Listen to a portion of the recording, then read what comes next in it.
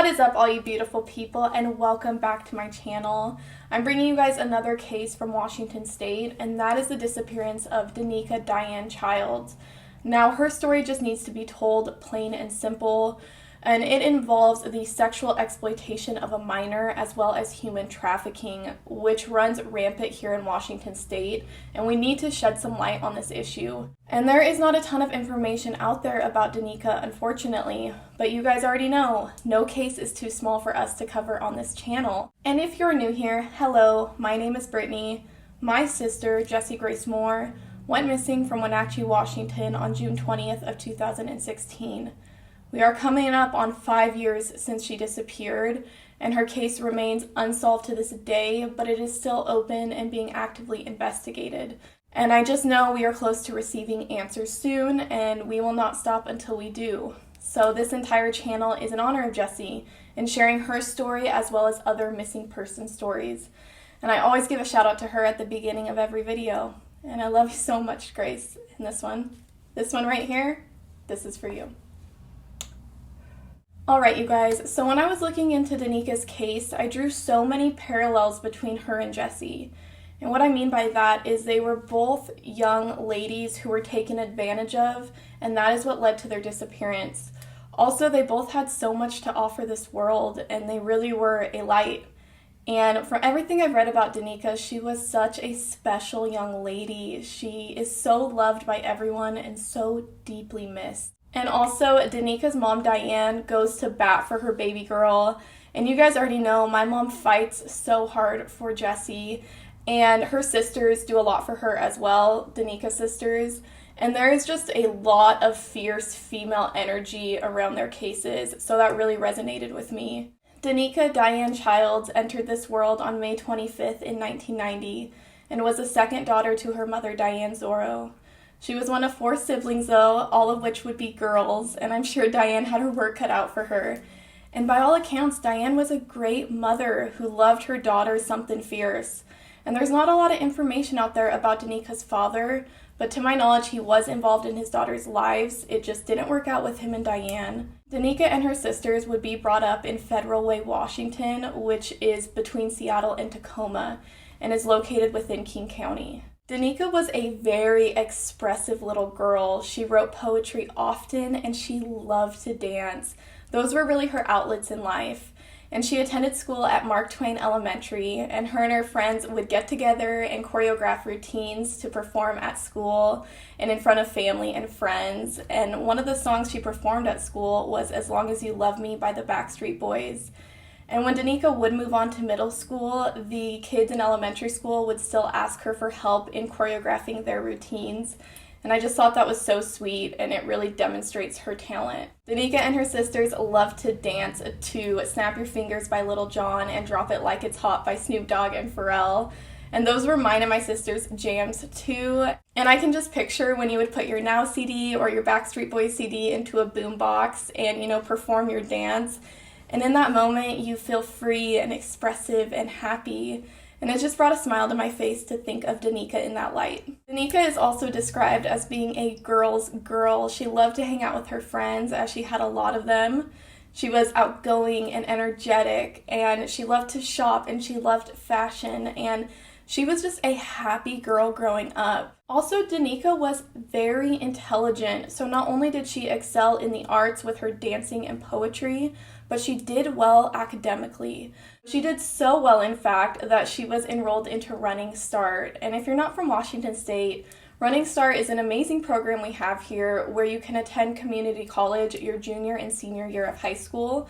And then when you graduate high school, you receive your AA or general degree or transfer degree at the same time. So when I was enrolled in Running Start, I didn't go to high school anymore at all. And to my knowledge, that's what Danica did as well. She just went to college full-time her junior year. This was a big change for Danica though, and she had a hard time adjusting for whatever reason. Maybe it was hard not being surrounded by her peers anymore, or just navigating this new college campus, or maybe the classes in college were just difficult. But she had a hard time, that is all we know. So she enrolls in Running Start right when she is 17, and this is occurring in 2007. and eventually Danica decided to quit the program altogether and planned to just get her GED. So she drops out, and then after thinking about it for a little while, she decides to re-enroll in college. So it's important to note, at the time she went missing, she was on track to graduate the following year in 2008. And all of this occurred within a 4-month period, so it's not as if she was out of school for a long duration of time or anything like that. Danica would take a bus from Federal Way to Des Moines, Washington, which is where the community college was located. Now this is about an 8-mile bus ride, and during one of these trips, she ended up meeting a man that she would go on to date. And unfortunately, we don't know his name. Her mom, Diane, does though, and this guy was sketchy to say the least. So Diane started noticing a change in Danica when she started seeing this unnamed man. Danica began staying out all night and not coming home, which was very unlike her. And it's important to know that Danica would get into trouble here and there, normal teenage stuff, but there was no major red flags at this point, or at any point, to be honest. So that is pretty much all the backstory on Danica that I could find, and now let's jump to the day she would go missing. So on December 21st of 2007, Diane had spoke with Danica on the phone, and Danica had told her mom that she had made plans to go Christmas shopping with her sister and friend, and they had planned to meet at Diane's apartment before they headed off to the mall.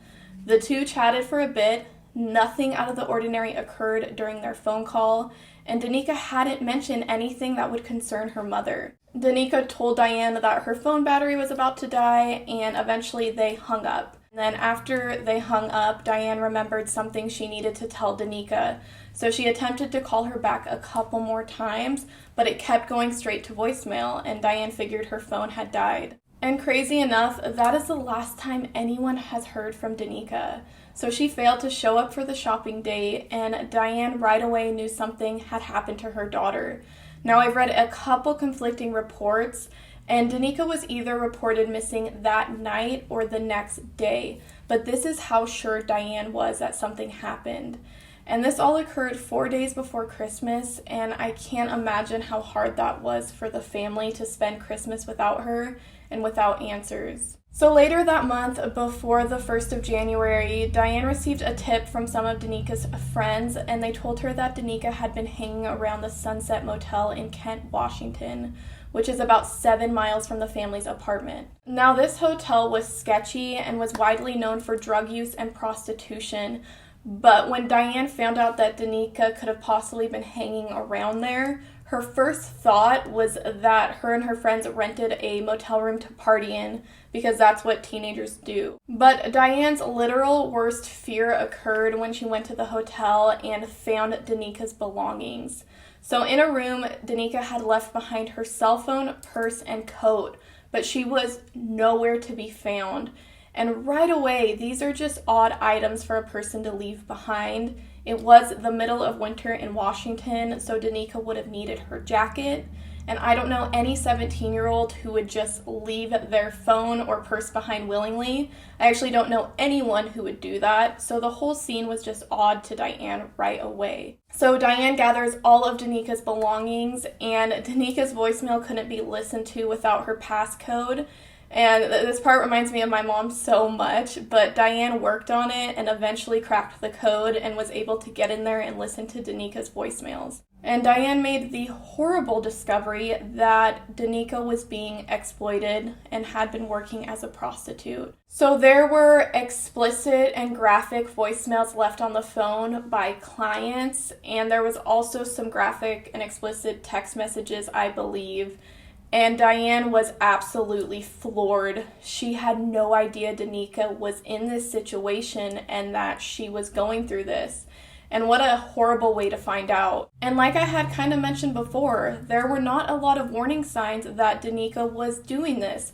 She actually had a job at a local restaurant, so money wasn't really the motive, and she didn't need to do this in order to survive, as many women turn to sex work in order to survive. Also, the voicemails on her phone had not been listened to, and they were left shortly after Diane and Danica hung up.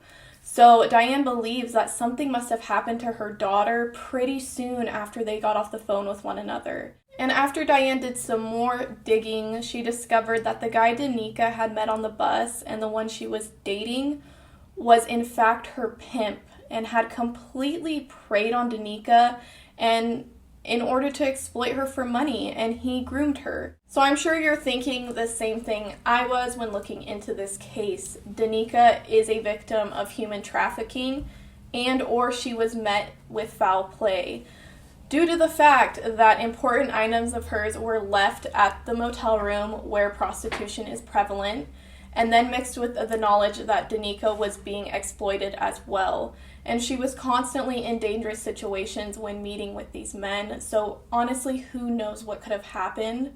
But in King County PD's eyes, they were really quick to label Danica's disappearance as a runaway situation.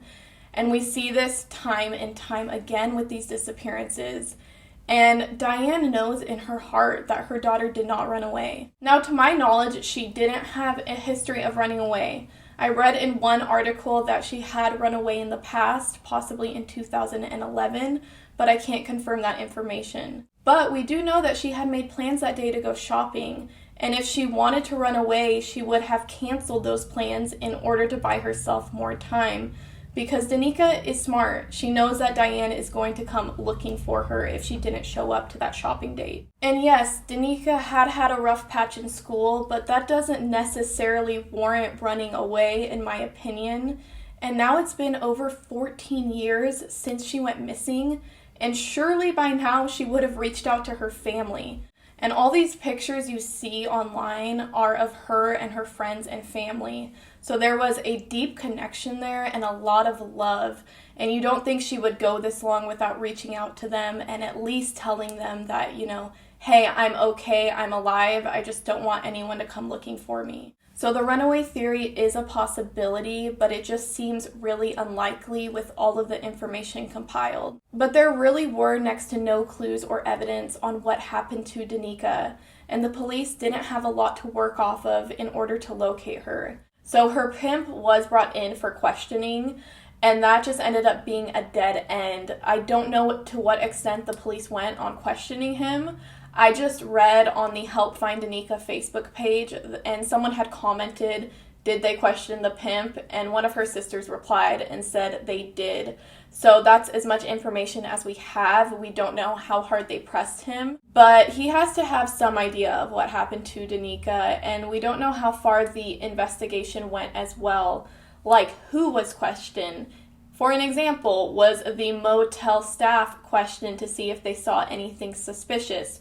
Were the clients of Danica's brought in, questioned, and then arrested? Because they should have been put in prison on the spot because there was proof on her phone that they had been purchasing a child.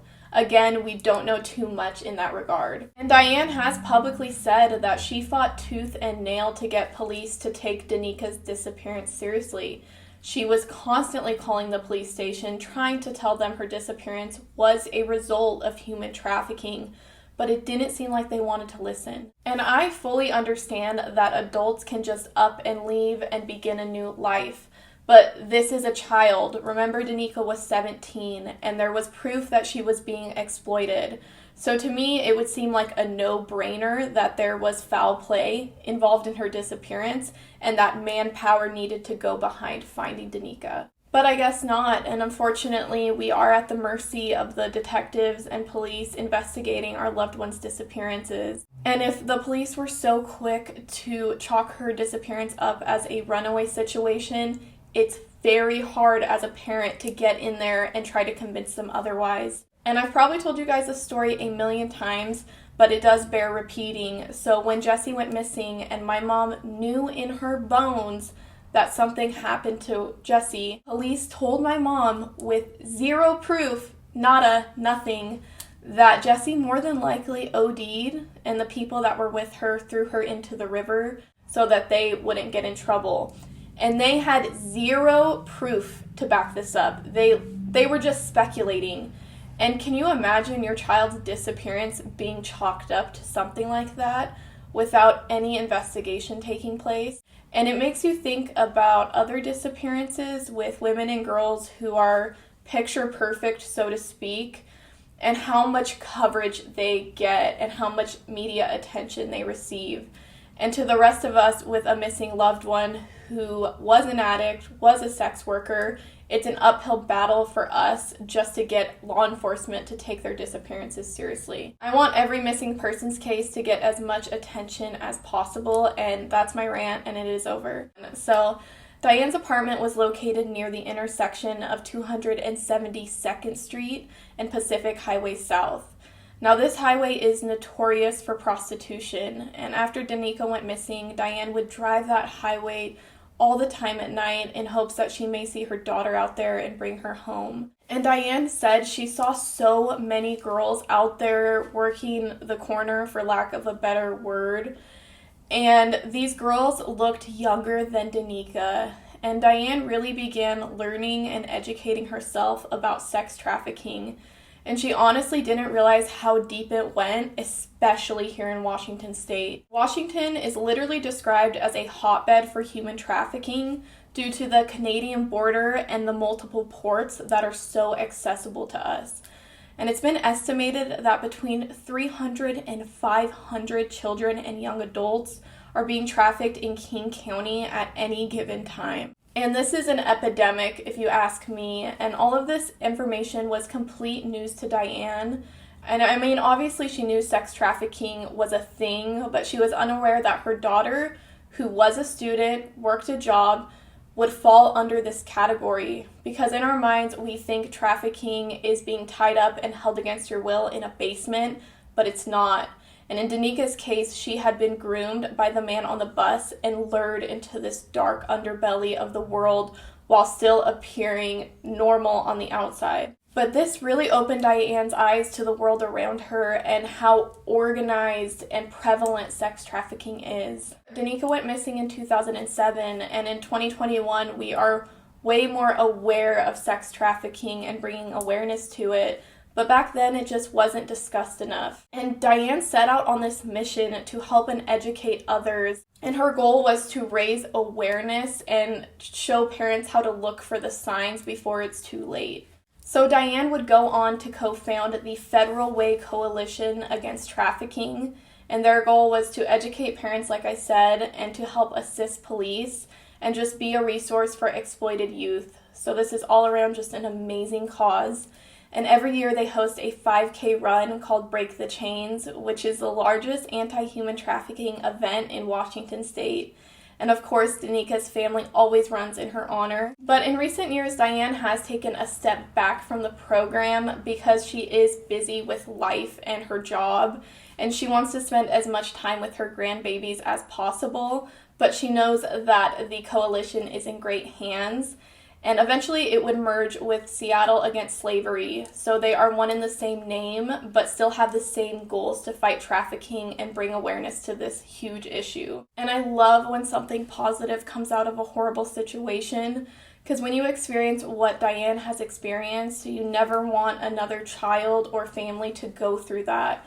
So she made a stand, and she made a difference to help and educate others and be an advocate.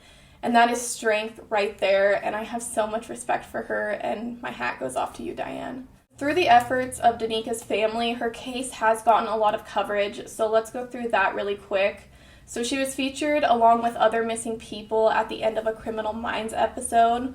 Also, her flyer was put on a traveling truck to help and get her face and information out there. Her story was also featured on an Oxygen segment, and also an article was written about her in People's Magazine. And Diane and her 3 daughters worked with the Center for Missing and Exploited Children to create a really sweet video for Danica, just in case she's still out there and may stumble upon it or see it. Let's get into some tips and theories though. So I had already mentioned the runaway theory, and although plausible, it seems unlikely after all this time. And then there's obviously the sex trafficking theory, which is the most supported in my opinion. And as many of us know, when someone is taken and sold, they can be put on a boat and sent off quickly and undetected. Also, Highway 99 runs right through Federal Way and travels south as far as Mexico.